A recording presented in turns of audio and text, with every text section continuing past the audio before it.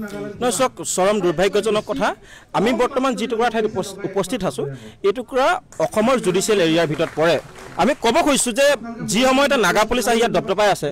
সেই সময়ত অসমৰ পুলিচ এজন গৈ নাগালেণ্ডত গৈ দপদপাব পাৰিব নেকি বা আমাৰ অসমৰ যিগৰাকী মেজিষ্ট্ৰেট আছে হিমন্ত দণ্ডাধিক আছে তেওঁ গৈ নাগালেণ্ডত দপদপাব পাৰিব নেকি কেতিয়াও নোৱাৰে আমি কৈছোঁ যে যি পৰ্যন্ত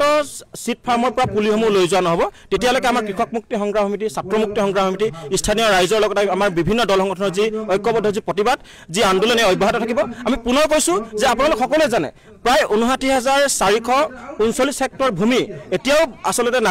নাগালেণ্ডে অসমৰ ভূমি দখল কৰি থৈছে অৰুণাচলে ঠিক একেদৰে বহু হাজাৰ বিঘা ভূমি আচলতে তেওঁলোকে দখল কৰি থৈছে যি সময়ত ডক্টৰ হিমন্ত বিশ্ব শৰ্মা ডাঙৰীয়া খিলঞ্জীয়াৰ সুৰক্ষাৰ কথা কয় মিয়া উচ্ছেদ কৰি তেওঁলোকে খিলঞ্জীয়াক মাটি পট্টা প্ৰদান কৰিম বুলি কয় সেই একটা সময়তে কিন্তু মেৰাপানীত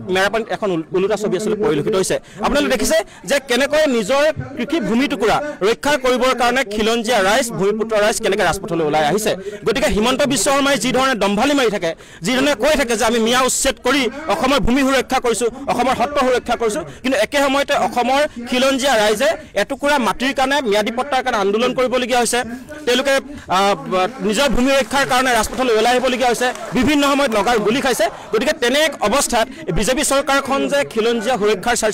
স্বাৰ্থত সম্পূৰ্ণৰূপে ব্যৰ্থ হৈছে ইয়াকে আচলতে প্ৰতিফলিত হৈছে গতিকে আমি অতি শীঘ্ৰে চিট ফাৰ্মৰ পৰা যিসমূহ নাগালেণ্ডে